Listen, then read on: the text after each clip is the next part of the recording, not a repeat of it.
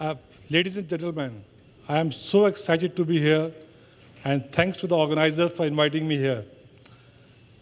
It is my pleasure to be here with you. And excellent arrangements they have made. I'm amazing, very, very nice arrangements. First of all, it is nice to see mix of shipping industry here. And just to let you know that some slides I have is with the data, which I will pass quickly. But if anybody wants to see the data, they are most welcome to see me anytime after the presentation.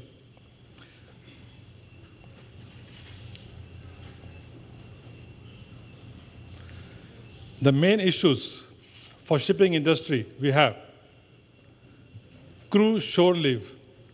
You will know in many ports in the world, different ports have different regulations.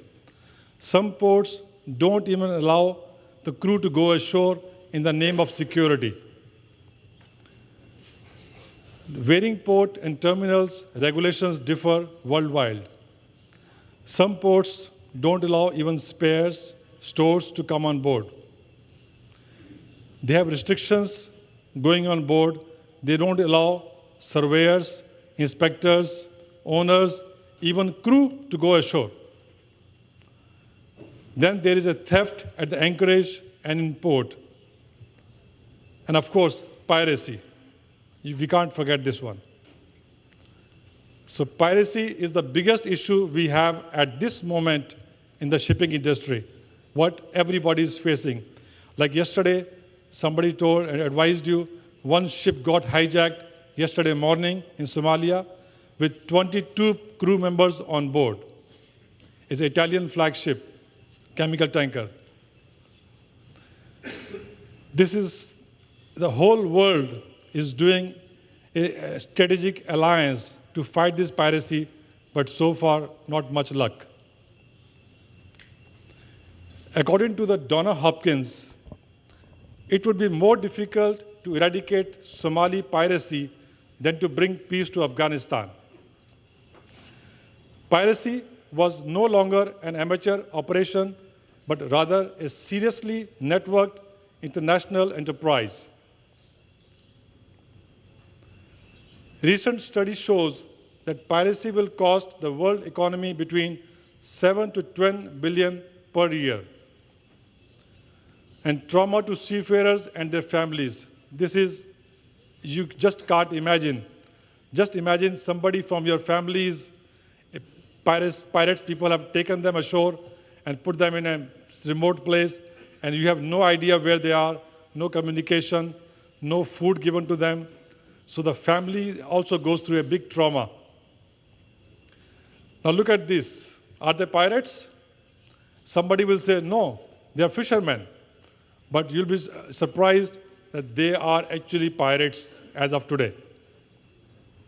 In Somalia, 2009 statistics, 217 attempted incidents. In 2010, 219. So they kept increasing. 114 fired upon in 2009 and 100 fired upon in 2010. One boarded only in 2009, increased to 16 in 2010, and 47 hijacking in 9 and 49 in 2010.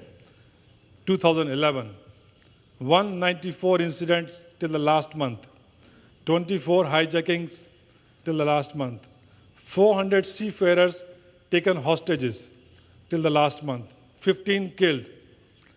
Currently, as of last month, 15 vessels and 277 seafarers being held hostage.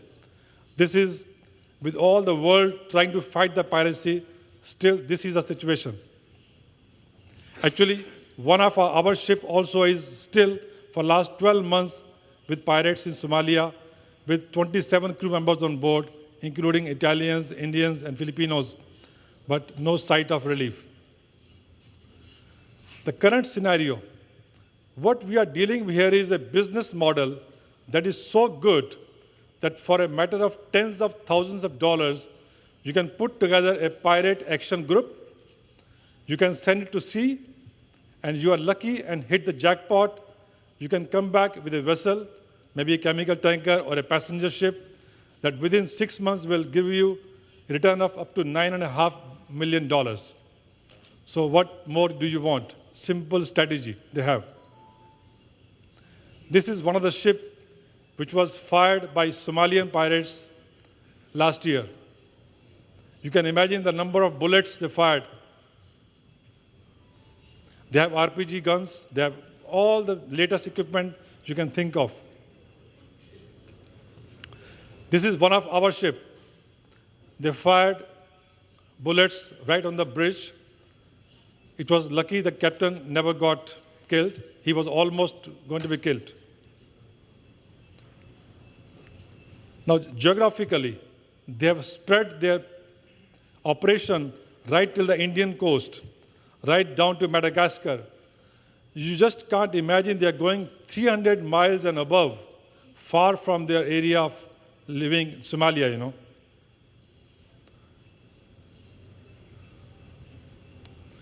How they attack? Very simple. They go in simple boats and they have ladders. I'll show you the ladder here. Very, very simple ladder. They go on the gunwale and they just climb. So what is the overall philosophy of these people? Eliminating piracy is a shared responsibility between the maritime industry and governments. But establishment of law and order on the high seas is the responsibility of the governments. As yesterday, a lot of speakers talked about, this is a big problem because there are many governments involved, and because it is high seas, not many authority is there in the naval forces to go and take action against these pirates because they are in the open seas, high seas. A naval presence, a phased reduction in coverage is noticed. Let us compare the naval coverage in the Indian Ocean, similar to policing France with only one car. A big country of France and only have one police car. It is same situation in the Indian Ocean. There are about 9 or 10 naval ships in such a vast area, tens of thousands of miles of sea, and just 9 or 10 naval ships. What can they do? Western governments struggling with their rigorous measures to budgets being cut. So they are getting the ships back, the budgets being cut, they have no money. So focus areas for industry. Increased compliance with best management practices, number 4, which is out. Everybody is being told, please follow this BMP4. Citadels. All ships are being told now to create one safe haven so they can hide in that place. But how long can you hide? Armed guards.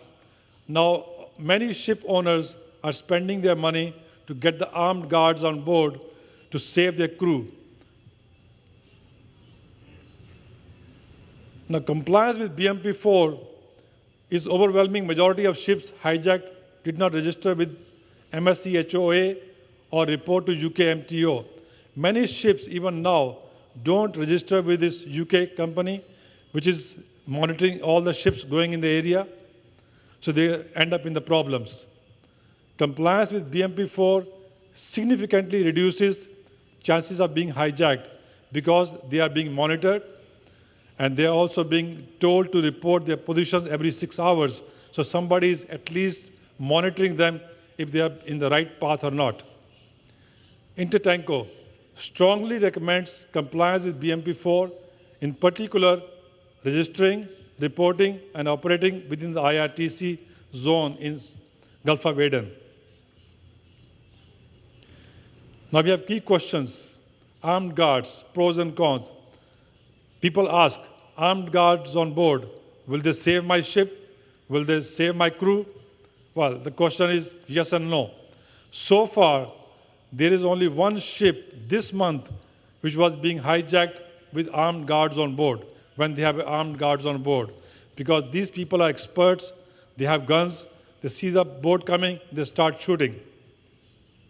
At least our ships, in V ships, every ship which is going through now has armed guards on board. And every ship is told to make a citadel, which is this enclosed, hard steel area with a lot of remote cameras inside, communication equipment with them. so they can communicate with shore authorities if at all they are boarded. Armed guards. Intertanko position regarding the use of armed guards. Intertanko believes it is the responsibility of the international navies to ensure the right of free passage on the high seas, including the use of vessel protection detachments on merchant ships. Intertanko does not advocate the arming ship's crews. They don't want the ship's crew to be armed because they are not experienced, they are not trained. You just imagine giving a gun to a roadside people, what they will do. Shoot anybody, you know. So they don't want the crew to be armed. Intertanko believes the use of private armed guards or private security forces on board merchant ships has to be a matter of each individual owner or manager to assess as part of their own voyage risk assessment. I strongly believe that everybody who's going on that route should have armed guards on board to save the crew and ship. Because the trauma you go through later on with negotiations with these Somali pirates was months, unbelievable.